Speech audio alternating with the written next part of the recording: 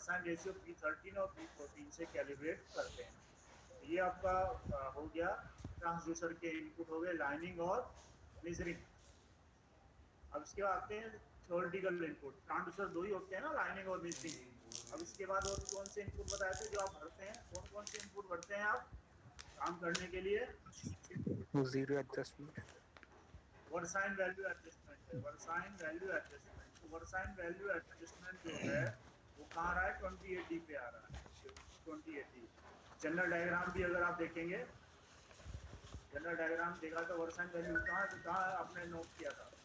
अपने डायग्राम में देखिए वर्साइन वैल्यू कहाँ देखा था आपने? लाइनिंग किसी में ये वर्साइन वैल्यू आ रही थी ना, ये वर्साइन वैल्यू F00, ये F00 है। और ये देखिए कहाँ आ रहा है? 20D पे। तो लाइनिंग पीसीबी के किस टर्मिनल पे आता है? ये 20D टर्मिनल पे। तो 20D टर्मिनल देखिए, ये है 20D टर्मिनल, ये रहा। तो ये ओपन के बाद आपका ये यहाँ आ जाता है, जो भी वर्साइन वैल्यू आप भरेंगे और 28D फिर ये बफर है, इसके बाद ये समिंग लाइन पे आ जाता है। तो ये जो लाइन है ये सारे सिग्नल यहाँ लाइनिंग एक ही समिंग लाइन पे आ रहे हैं और सारे सिग्नल ऐड हो रहे हैं। ऐड कौन कर रहा है इसको? ये OP4C, ये ओपैम्प है, ये एडर समिंग एम्पलीफायर का ये काम कर रहा है। और ये सारे इनपुट्स हैं, तो जितने भी ये इनपुट्स आ रहे हैं उन सबको जो ऐड कर रहा है ये OP4C कर रहा है, इन सबका सम कर रहा है। तो सारे इसी लाइन पे आ रहे हैं, तो क्या बोलते हैं? Summing line. क्या बोलते हैं इसको? Summing line. सारे इनपुट इसी लाइन पे आ रहे हैं जिनको ये ऑपरेशन एम्पलीफायर यहाँ एडर का काम कर रहा है, समिंग एम्पलीफायर, जिनको ये सारा का सारा आउटपुट जोड़ना है। ठीक है, तो ये लाइनिंग का आपका आ गया 20D पर। ठीक है, इसके बाद नेक्स्ट इनपुट क्या है? ये वर्साइन। तो यहाँ वर्साइन लिख लीजिए आप, from versine potentiometer from front cabin, है ना। तो इनपुट आउटपुट पीसीबी। मल्टीचेक एड्रेस का क्या है? F00। मल्टीचेक एड्रेस क्या है इसका? F00 रेट 50 मिलीवोल्ट पर एमएम। और ये वर्साइन पोटेंशियोमीटर से आ रहा है 20D टर्मिनल से। ठीक है, नेक्स्ट इनपुट क्या बताए थे आपको? नेक्स्ट इनपुट क्या है? स्लू। स्लू वैल्यू है ना ये F06। ये स्लू वैल्यू डायरेक्ट 349 को नहीं आता, ये डायरेक्ट जाता है EK 348 को। ये 348 को जाता है यहाँ 28B को, फिर यहाँ से ही निकलता है। तो 4 पॉइंट के केस में यहाँ 24B पे आता है और 3 पॉइंट के केस में ये 22Z पे आता है। तो स्लू वैल्यू है वो डायरेक्ट 349 को नहीं आती, वो रूट होती है EK 348 के थ्रू, क्योंकि रिडक्शन रेशियो अलग अलग है। तो रिडक्शन रेशियो अलग अलग होने की वजह से 4 पॉइंट में अलग है, 3 पॉइंट में अलग है, इसलिए वो 28Z से इधर 24B पे 4 पॉइंट के केस में आता है और 3 पॉइंट के केस में 22Z पे आता है। इसको आप देखेंगे लाइनिंग पीसीबी में देखेंगे, ये है तो फ्रंट लाइनिंग डिस्प्लेसमेंट, यही स्लू वैल्यू है। ये स्लू वैल्यू 3 पॉइंट के केस में कहाँ आ रही है? 22Z। तो स्लू वैल्यू जो है in case of 3 point lining it is applied at 22Z terminals, और in case of 3 point lining में ये 22Z पे आ रही है। और 4 पॉइंट में कहाँ आ रही है? ये किस टर्मिनल पे आ रही है? 24B पे आ रही है। तो यहाँ अप्लाई होती है। ये है आपका slew value in case of 3 point lining, slew value in case of 4 point lining. तो ये स्लू वैल्यू इसके थ्रू रूट होता है और ये 4 पॉइंट के केस में यहाँ अप्लाई होता है। ठीक है, तो ये हो गया आपका। इसके बाद क्या बताया था आपको? नल एडजस्टमेंट पोटेंशियोमीटर। तो नल एडजस्टमेंट पोटेंशियोमीटर है आपका, नल एडजस्टमेंट पोटेंशियोमीटर था ना, देखिए ये वाला 2F24 multi check address F24, ये कहाँ अप्लाई हो रहा है? 20Z पे, 20Z पे आता है इसका सिग्नल। तो वो आप देख सकते हैं 20Z, देखिए 20Z पे आ रहा है और ये भी यहाँ समिंग लाइन पे आ रहा है 20Z। ठीक है, और इसके अलावा अभी जो मेजर इनपुट्स थे ये कवर हो गए आपके। देखिए अब इनपुट ट्रांसड्यूसर्स, अब आप ऐसे देखेंगे भाई लाइनिंग ट्रांसड्यूसर कहाँ अप्लाई हो रहा है? 2080 पर। मेजिंग ट्रांसड्यूसर कहाँ अप्लाई हो रहा है? 28B पर, है ना। वर्साइन वैल्यू कहाँ आ रही है? 20D पर। नल एडजस्टमेंट कहाँ अप्लाई हो रहा है? 20Z पर। स्लू वैल्यू कहाँ आ रही है? 3 पॉइंट केस में 20Z पे और 4 पॉइंट केस में 24B पे। अब जो अब लेफ्ट आउट इनपुट्स क्या बचे? अभी अभी 2-3 इनपुट और बचे हैं, वो क्या है? वो कहाँ से आ रहे हैं, क्या है? तो जैसे अभी आपको अभी बताया था कल, सैटेलाइट कॉम्पनसेशन। क्या बताया था? सैटेलाइट कॉम्पनसेशन जो पीसीबी EK 348 जनरेट करती है to eliminate the error in the aligning circuit due to movement of the satellite. वो कहाँ आ रहा है 30 जेड पे, वो कहाँ आता है 30 जेड पे, सेटेलाइट कॉम्पनसेशन 30 जेड पे आता है। और जनरल डायग्राम में अगर आप देखेंगे तो जनरल डायग्राम में भी आप देखेंगे, देखिए ये आ रहा है, देखिए 30 जेड, ये सेटेलाइट कॉम्पन सिग्नल जो 6 जेड से 30 जेड पे आता है, यही सेटेलाइट कॉम्पनसेशन है, कंपनसेटरी सिग्नल जनरेट करता है due to movement of the satellite, जो एरर क्रिएट होती है, जनरेट होती है इन लाइनिंग सर्किट। ये यहाँ आ रहा है 30 जेड। इसके अलावा एक सिग्नल और है, ये वाला कर्व करेक्शन 26D पर, कर्व करेक्शन। अब लाइनिंग में कर्व करेक्शन का क्या मतलब हो गया, रियल पेंडुलम से आता है ये। आप पूछेंगे जी लाइनिंग में पेंडुलम का क्या मतलब है, मतलब है अभी बताते हैं क्या मतलब है। देखिए ये आपका सिग्नल है, लेवलिंग सर्किट से आता है ये है, देखिए ये लेवलिंग सर्किट से F1E N59, ठीक है, ये आपका लेवलिंग सर्किट से आता है फ्रॉम द पेंडुलम। ये लेवलिंग सर्किट से आता है, N59 है ना, तो लाइनिंग के तो कनेक्टर सवार से हैं, ये N59 है, तो N59 में ना लेवलिंग से आ रहा, मतलब पेंडुलम से आ रहा, रियल पेंडुलम, ये लेवलिंग होता है। तो ये भी एक कॉन्सेप्ट है, मतलब डिजाइन कॉन्सेप्ट है। इट इज एज्यूम कि हाई कैंट, जहाँ आपका हाई कैंट होगा, तो due to high cant also generate the error in the lining. तो मतलब क्या हुआ, जब आपका लाइनिंग में हाई कैंट होगा, कर्व का हाई कैंट होगा, तो वो भी लाइनिंग में एरर जनरेट करता है। कितना करता है, अब वो कितना करेगा, 2 mm, मतलब 150 mm का कैंट अगर होगा तो 2 mm की एरर लाइनिंग में जनरेट होती है। 150 mm का कैंट अगर है, कर्व है, तो 2 mm की एरर जनरेट होती है। आप पूछेंगे कैसे, अब आप पूछेंगे कैसे, अभी आपने वीडियो देखा लाइनिंग का, दिखाते हैं अभी आपको।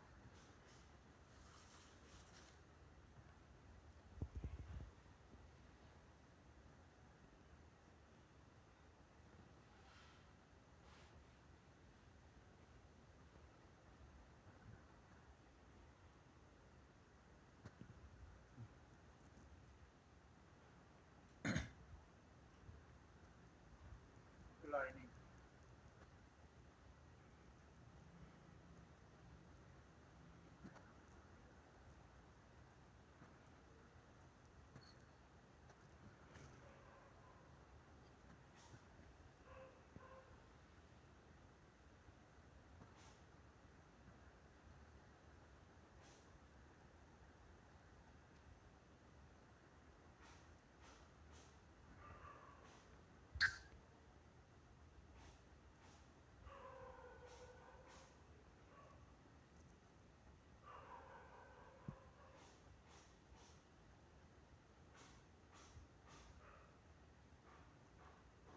गुड नाइट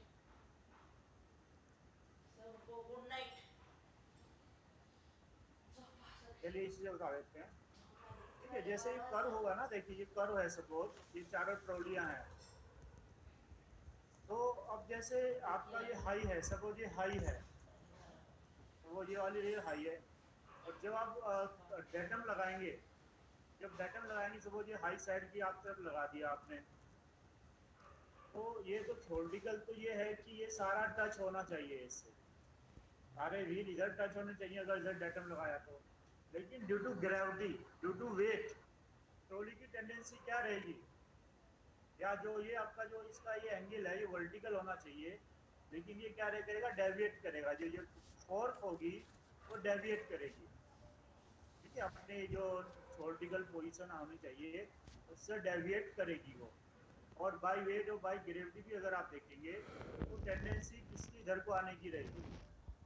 ठीक है, तो ये अज्यूम कहता है 150 mm में वो जो एरर होगी वो 2 mm की होगी, तो उस एरर को मान करके कि 150 में 2 mm की एरर होगी, उसको कंपनसेट कर दिया जाता है। तो मतलब 150 में जाके 2 mm की एरर को कंपनसेट कर दिया जाता है, तो उसका मतलब कम कैंट होगा तो एरर कम होगी या नेग्लिजिबल होगी। तो उसको थ्योरेटिकली एजम्पशन मान करके उसको प्रैक्टिकली 2 mm को कंपनसेट कर दिया जाता है, तो उसी को बोलते हैं कर्व करेक्शन। ये आपका फैक्ट्री सेट होता है, आपको इसमें कुछ करने की जरूरत नहीं होती है, ठीक है, क्योंकि बहुत ही माइनर है, 150 पे 2 mm है, तो अगर इसको करें या ना करें कोई ज़्यादा फर्क नहीं पड़ता है। तो आपको तो करना ही नहीं होता इसको, बाकी क्लासर को करना होता है, उसने किया नहीं किया वो जाने, ठीक है। लेकिन जो ये इनपुट है उसके बारे में जो इसका कॉन्सेप्ट है वो मैंने आपको बता दिया। ये कर्व करेक्शन क्या है, ये कर्व करेक्शन, ठीक है। ये माना जाता है कि 150 की अगर कैंट है तो 2 mm की एरर जनरेट होती है, कर्व करेक्शन किया जाता है। बाकी आपको प्रोसीजर नोट्स में दिखा, इसके बारे में लिखा हुआ है, जो आपको नोट्स दिया है, कैलिब्रेशन का नोट्स दिया है और सर्किट का एक्सप्लेनेशन दिया है, उसमें भी मेंशन किया हुआ है इसको। तो अगर आप देखें तो जितने भी इनपुट्स थे आपके सारे कवर हो गए हैं। पहला है आपका सैटेलाइट कंपनसेशन, सेकंड है आपका वर्साइन वैल्यू, तीसरा है आपका नल एडजस्टमेंट, उसके बाद है स्लू वैल्यू 3 पॉइंट लाइनिंग, उसके बाद है स्लू 4 पॉइंट लाइनिंग, उसके बाद है कर्व करेक्शन, जो इंटरनली आता है, आपको कुछ करना नहीं है उसमें। फिर है आपकी versine value 28B, sorry imaging transducer 28B, lining transducer आपका कहाँ आ रहा है 28B। तो ये सारे इनपुट्स हो गए आपके, ये इनपुट सेक्शन कंप्लीट हो गया। ये सब ओपैम्प है, बफर है, जो इनपुट में है वही आउटपुट में है, यहाँ आते हैं सारे के सारे। इसमें जो कैलिब्रेशन पोटेंशियोमीटर और P9, P10, P13 और P14, केवल ये वाला कैलिब्रेशन है, ये मैंने आपको बता दिया। इसके बाद ये सारे इनपुट समिंग लाइन पे आ जाते हैं, समिंग लाइन पे ये जो OP4C है ये इसको सम करता है, ऐड कर देता है इसका काम। अब जो इसका ऐड होगा, सम होगा, वही एरर कहलाएगा, उसी के अकॉर्डिंगली आपका सर्वो सर्किट ऑपरेट होता है, ठीक है। जो इसका ये सिग्नल जो भी आता है ये OP4D के थ्रू गैलोमीटर में रिफ्लेक्ट किया जाता है। अगर इसका आउटपुट 0 है, OP4C का आउटपुट अगर 0 है तो गैलोमीटर की पोजीशन क्या रहेगी, गैलोमीटर की पोजीशन क्या रहेगी, गैलोमीटर बीच में sir neutral, galvanometer galvanometer 0 middle में पे रहेगी। देखो गैलोमीटर 0 पे रहेगा। अब गैलोमीटर डिफ्लेक्शन ही मैं बता देता हूँ आपको। अगर आपकी सारे इनपुट 0 है, जो सम है OP4C का आउटपुट 0 है, तो ये जो गैलोमीटर रहेगा ये 0 पे रहेगा। अगर वो कोई डिफरेंस है तो ये लेफ्ट या राइट डिफ्लेक्ट करेगा। ये गैलोमीटर जो होगा ये लेफ्ट या राइट डिफ्लेक्ट करेगा।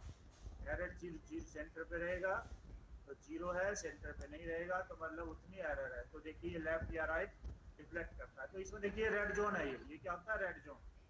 तो ये रेड जोन जो होता है ये 1.5 mm होता है। कितना होता है, 1.5 mm। देखिए अगर ये जो निडिल है रेड जोन के अंदर अगर है तो इसका मतलब जो एरर है आपकी 1.5 mm के अंदर है, जो कि विद इन टॉलरेंस है, विद इन टॉलरेंस है।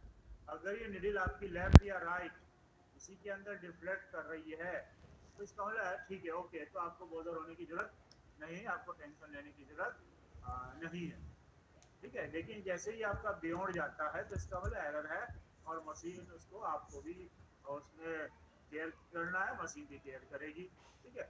और ये जो है कोई स्केल नहीं है, देखिए आपका कोई स्केल नहीं है, कोई स्केल नहीं, ये ध्यान रखिए। लेकिन फिर भी 5-6 mm में अगर एरर होती है तो ये यहाँ आ जाता है, एक्सट्रीम पे आ जाता है।